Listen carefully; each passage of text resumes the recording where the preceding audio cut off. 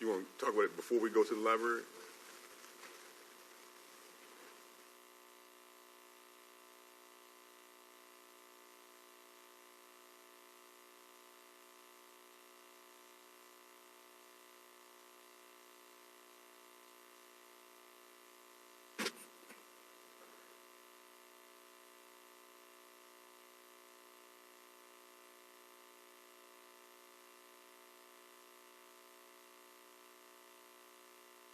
Because the EOC in the basement, fire marshal visits. Ms. Sir? Libraries are vitally important. Excuse me, sir. Yeah, libraries are vitally important. They're critical. They're critical. And we need to come to a degree of resolve of what we can do, not just what we can talk about. Okay. And I'm sure that's what you came to hear. Sure. And I needed to first understand there's been some action taken since we last met, kind of bring us up to speed there, and then okay. I want to ask the administration and the finance folk can come, or somebody, we can just talk about what can we do to contribute to resolving the issue. Sure. I was as much surprised as anyone when the state fire marshal paid a visit. We have a brand new $14,000 fire system. All of our employees have been trained how to use fire extinguishers. We've done everything in the building from cleaning out closets. We've even had 2 City of Jackson fire marshal visits this year to make sure that we were fully compliant. So we didn't have a lot that the state fire marshal found. We had some daisy chain surge protectors. We had some little heaters, things that we were able to resolve immediately. Mm-hmm. There were other things. That was an insurance commissioner, right? Yes. Okay. There were other things that were down at another level, of course, because the EOC in the basement, they take care of their own things, so I can't answer for that. I can tell you that the insurance commissioner has told me that he fully believes that it's illegal for us to operate the building without a working sprinkler system.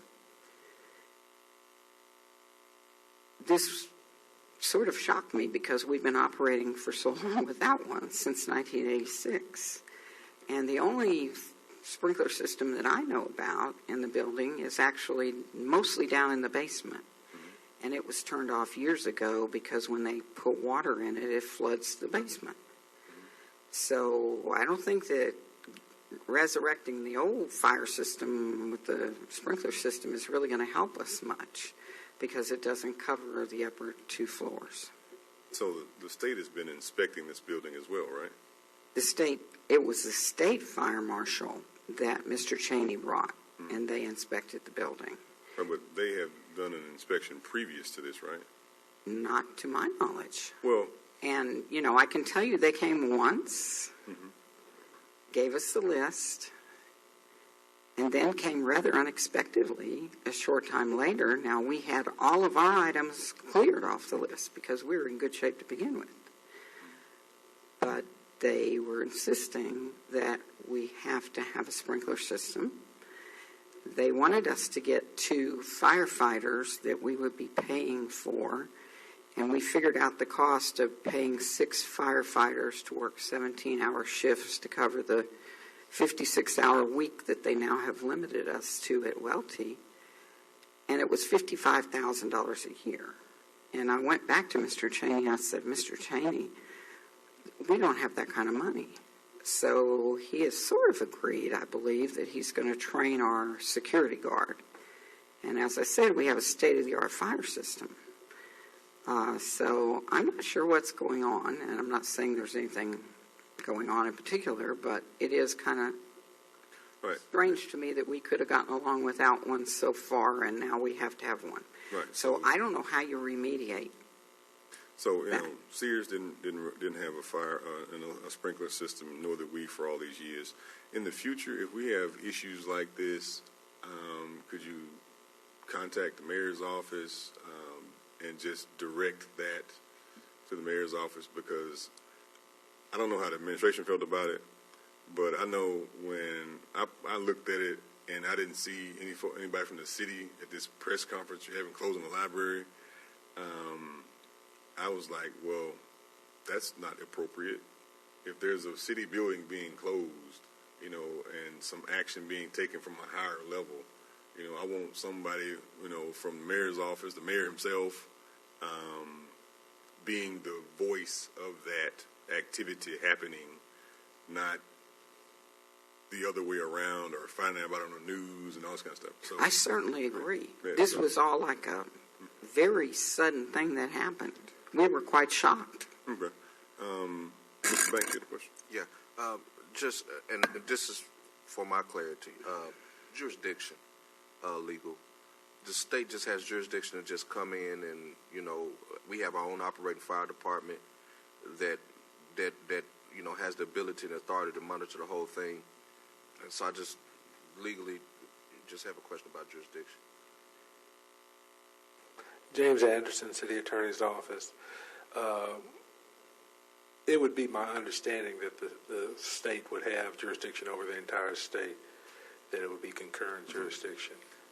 Yeah, the city is a product of the state. And understanding that, I'm just, you know,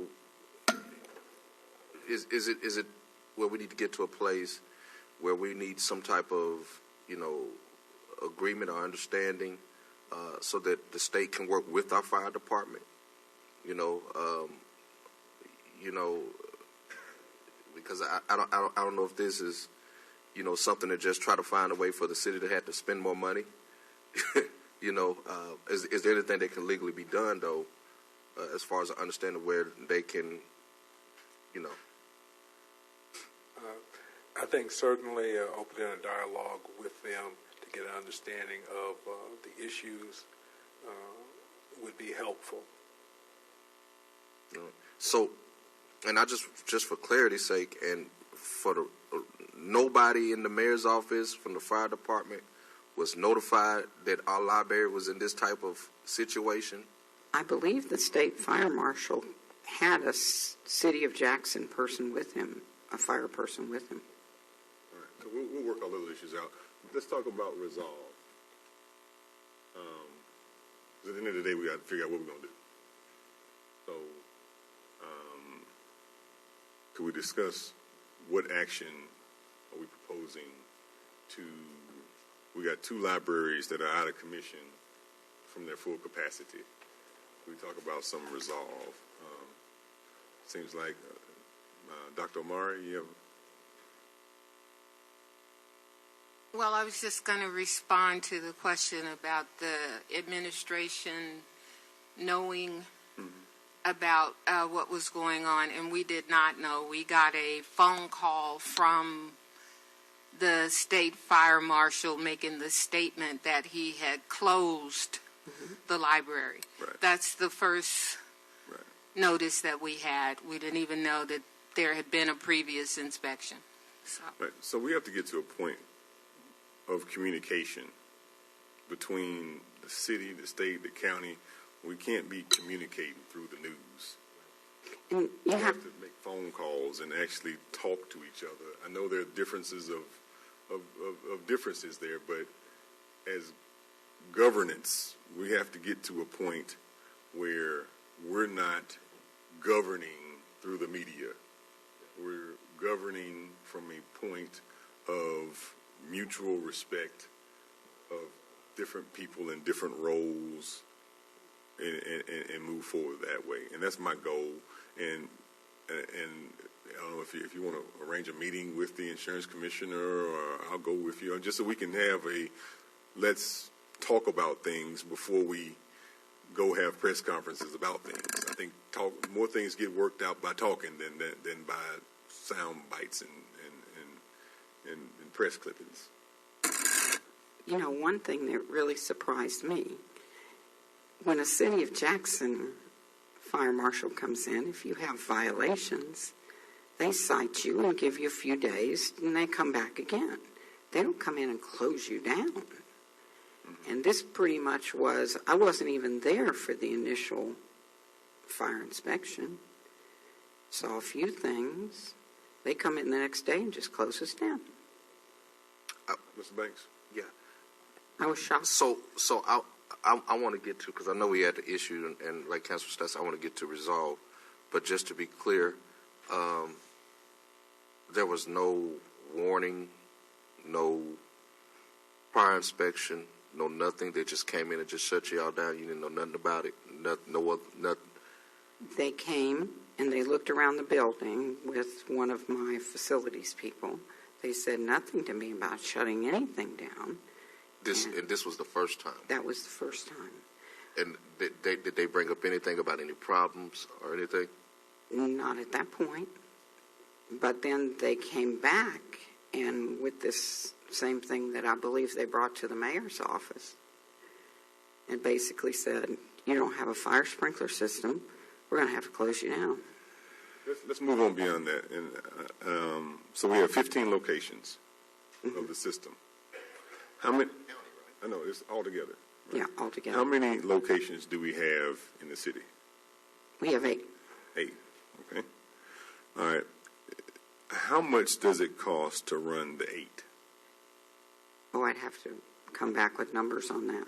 Let's give you some stuff. It's very difficult to figure that out because there's so many administrative costs that are wrapped around the central. I got you. There's, you have the central hub and things. What I'm trying to get to is there was a great article, I think they called you from the Northside Sun, Ashby, about this library issue. You made some great quotes there. The city has a direct millage for libraries. That's right. We pay property taxes to Hinds County for libraries. And those monies cover the 15. Mm-hmm. And we only have 8.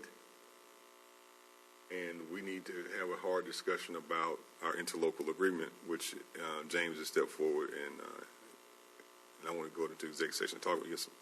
Any general comments about the interlocal agreement, James, before we go into executive session?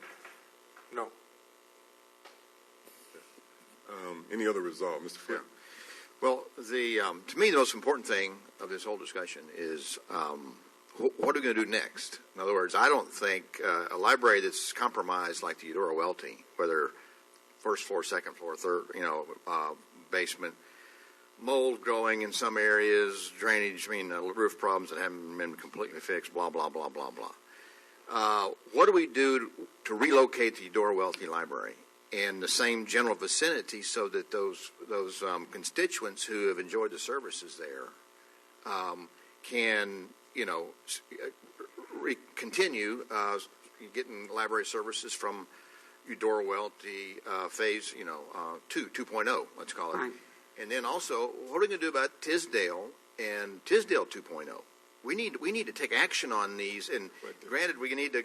The other things are all important topics, but to me, the important thing is coming up with the 2.0 libraries to replace Tisdale and Eudora Welty. We need to take action on that so we can relocate the staff and relocate the constituents so they can get their library services at whatever we get as a new location. I'm open to all ideas, but and how we deal with the Sears building, I don't know. We probably ought to just sell the thing for what we can get for it. But what are we going to do about locating the new libraries? Can you give us any insight on that? Well, I think we have a good location over at Virginia College. That building, I think, fulfills a whole bunch of all of the right things that you want for that neighborhood. It's right in the middle of the area where all the children from Chastain and McWillie could come. It's a modern building. It's in good shape.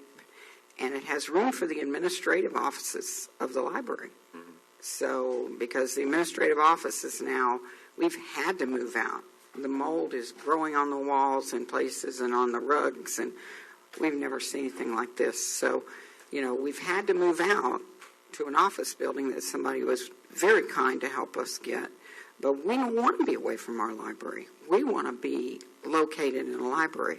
So the Virginia College building, and I don't know if you have heard anything about the insurance money, but if the insurance money could help with that building, that would certainly be something that I think is worth considering.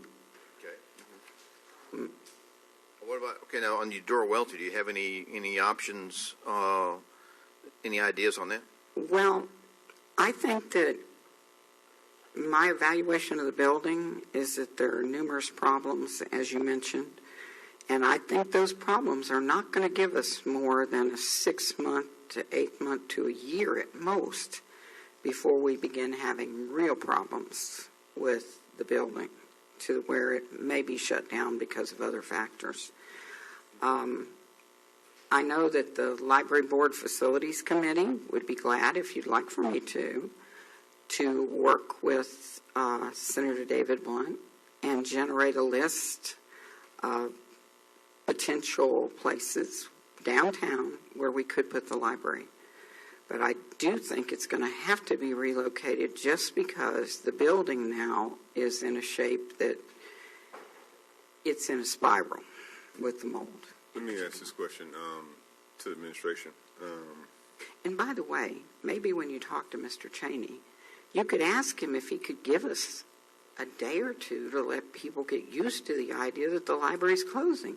I had people crying outside the library. It was terrible. How we communicate and handle public confidence is important. It's a delicate fabric, and that's why we need to be better in governing to communicate properly. They do need to contact you before they just come in and say. Right, we need to communicate and plan for things. Mr. Mayor, my other issue with the Eudora Welty issue. You're saying your other issue, and I didn't hear your first issue. Okay, we're just talking about the library in general. Yeah. But beyond the library, we have city operations that function from the Eudora Welty building. Has there been a degree of assessment of what we need to do with our employees and our equipment and our services that are provided from the library, and any alternate plans of what steps need to be taken? There have been some temporary measures that have been set in place, but we need to view them as temporary, and we're looking for long-term solutions. What we're presently doing, first, let me backtrack. With regard to the Tisdale Library and what we do with that, and legal could speak to this. Is anybody in legal here? Right there in the front row. Oh, I missed you. There was already a claim made on Tisdale, so we just have to see how. We're waiting on a response from that. Right, that's from the insurance company. Insurance company. So once we get that, then that will give us clarity of what our next steps are. Right. With respect to the issue at Eudora Welty, and in fact, the issue at other properties that the city owns, we're doing an assessment of all of the city 700 or so properties, all of the city properties, to see what the condition of those properties are, what we can utilize, what we need to get rid of, tear down, an entire assessment so that we can figure out. And we're looking at the potential of whether we move into another property that could house everything that we need, that can open up things like for the library. But I will say the opportunity of the option of whether we acquire new property is in its infancy stage, right? It's just merely, surveying the area and seeing what might be of use to the city so that we can make those adjustments. And so while we have those temporary measures in place, we're looking for more permanent solutions. That's fine. Yeah. That shouldn't be a problem. We're going to move the books out. The books don't have mold. So as soon as we finish moving our administrative offices, because we desperately needed to, then we'll start moving the books out of Tisdale. I did want to mention to you that there are two problems that the city might be able to help us with. We have some elevators in the building, and they have problems. They do not have telephones in them. There's the need of a piece of equipment to regulate the public elevator so that the doors don't open when the car is not there. This is a piece of safety equipment. And I think there were a couple other little things, like they needed a light switch in one of the elevator rooms. So if you could just give us a list that compiles the different issues, I'm sure the administration will work diligently to get Right. the list. If we could get those up to date, because the elevator often does strange things, and we've kind of just said to everybody, stay off of the public elevator because we've had some incidents with it. We'll get you with, Public Works to make certain we address that. Are you saying that when an elevator opens that there's not always a car there? That's correct. Now, luckily, when it happened the last time, it was the mechanism above the elevator, but it's opened one time, and it was this far above the floor, and one of our employees took I don't want to go down that rabbit hole. I have our brother from Clarendon Ledger, taking that to the hill. So let's just move on. Just get us a list of all the issues. Sure. And I would not have asked that question if I saw him back there. By priority. By priority. Well, give us a list by priority. And Sure. I'm sure the administration will work diligently to get that taken care of. Let's go back to the resolve. I had some questions about this interlocal agreement that I wanted to talk about that may be a matter of litigation. Legal advised me that we need to go into executive session to discuss those issues. Is there anything else for open session, colleagues, about this issue? The library board can stay in the room at that point. Okay. I guess my point would be that with the Tisdale compromise, not the Tisdale. Well, first of all, I'd like to know what the timeline is if we're going to go to the Virginia College as the Tisdale 2.0. Is there a timeline that we can notify people that it will be open on, April 1 or whatever it might be? I think that timeline has to be established by the insurance claim. I agree. Yeah, we need to know what money we're going to have or not have, and I think that is. Can you give any clarity of where we are in that process, or to your James knowledge? Anderson, City Attorney's Office. That of course is a fluid situation. I wouldn't be able to tell you when we would expect something on that. I think you're certainly correct in that any prospective change in location that involves the funding of that change, the city would have to identify that funding. And given the budget situation, that certainly would be well advised to wait until all the chickens have come home to roost on that issue before we start spending money that hasn't come in yet. And we don't anticipate at this time, at least I hadn't been informed of any reason that we should fear that we're not in a position to recover funds for that. So we haven't received any money from these latest roof issues with Tisdale or the Welty Library? We've put in a claim. We have not received any money yet. Oh, put in claims and overseas. The claim has been put in, but no money, to my knowledge, no money has been received. Right? Did y'all get a check today? No. All right. Councilor Lindsay? I heard you say and applaud the fact that you're assessing all of the property. And I respectfully ask that you please move Eudora Welty to the top of that, or very close to the top of the list. I do think that is a real need. And also, I would be really curious to know what the appraised market value of that land and building might be. The appraised market value of the Eudora Welty property. That is certainly a very valuable location, and I can just about tell you what that study's going to show, and we need to start thinking about next steps with that property, I think. So we will bring that up before our planning and development department and see if they can get us an answer to that. Wonderful. Thank you. Mr. Foote, did you have a question for risk management? Oh, yeah, I'm curious on what is here's my question for risk management. When we get insurance proceeds that come in for, we haven't gotten any so far on these particular properties, but in previous times when we get insurance claims that come in for properties, where do they come into? What fund do they go into the city, and how's that work? What are the mechanics of the money going in, and then if it gets paid out for repairs or whatever, the mechanics of how it goes out? Any funds or subrogation funds, any funds we come in through the city, we deposit into the general account. In the general and fund. it's usually, like, for instance, let's take, for example, take something small. A police car gets in a wreck, and we get, somebody else is liable. We'll collect that on our when we deposit with the finance department, it'll say that this is because of this PC, whatever it is, put their account number on it, but it all goes into the general account. That's how we collect it and we deposit it. And after that, the powers that be take it from there. Okay. That's what I needed to know on that. How much did we had to redo these roofs back 3 or 4 years ago, whenever it was, from the hailstorm, I guess it was. That's correct. What was the proceeds from that insurance collection? Okay, the first 13 buildings, it was done between 13 and 14, was $8 million and some change. $8 million and some change. Yeah, I don't have that figures in front of me. Okay, I don't. It's 8 point something. Okay, and that was the first 13 buildings. Okay, 13 buildings. Considered the major. Now, of course, I'm going based on historical data and what I pulled up because I wasn't with risk management then. Okay. Okay. All right.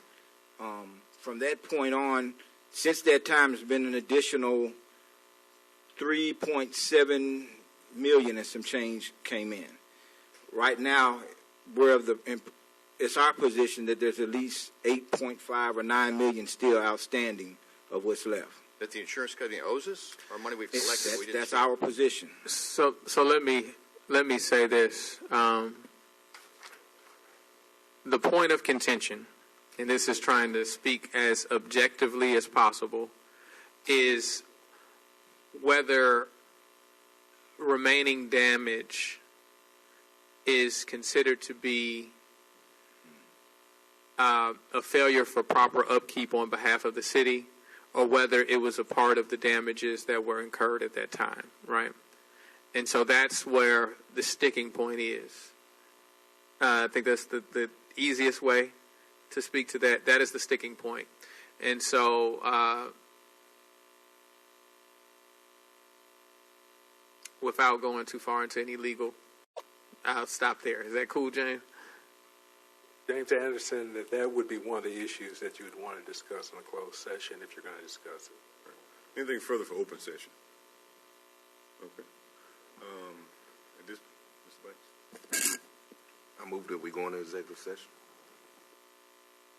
And what about the other thing we're going to talk about? Oh, what was that? Wasn't the other item Tiger grant, lending strategy, and library. That's the three things, okay. Yeah, the lending strategy. The Tiger grant and lending was kind of... Do you have to speak to the exact reason why you want to go into executive session? All right, so it's been moved and probably seconded to go into executive session to discuss the interlocal agreement for the library and potential items of litigation. Possible negotiations of a pending claim. And possible negotiations of pending claim. So those are the items that we will be discussing in the executive session. The library board can stay in for that. Everyone else can leave. Any further questions or comments on the motion? One thing I would add in reference to negotiations or the renegotiating the agreement, which I think is if I'm understanding correctly, is just a discussion of that agreement. Right, just a discussion of the agreement. There may be certain points in that discussion where it may be more appropriate for the library, since it's a separate party to that agreement, possibly to stand out. Okay, that's fine. All right, so everyone clear, media clear of why we're going to executive session. I don't want the sunshine law police to come in here. All right. All in favor of going to executive session? Okay. Now entertain a second motion to actually go into executive session. No, we do it twice. First you vote and then you vote again. Actually, I move to actually go into executive session. Second. Okay. I second the motion to go into executive session. It's been moved and probably second to actually go into executive session. Any questions or comments on the motion? Hearing none, all in favor? All right, we're now in executive session. Would the clerk please secure the chambers and the media director secure the camera? And everyone who is not part of the library board or the administration deems necessary, could you please step out? We're now out of executive session. No action was taken. Further conversation about library. I do appreciate the library board and the library director for attending the meeting. Just to wrap all this up, we have several library issues. We'll be waiting a proposal from the administration and a site visit to go on a field trip to take a look at these libraries so that we understand properly.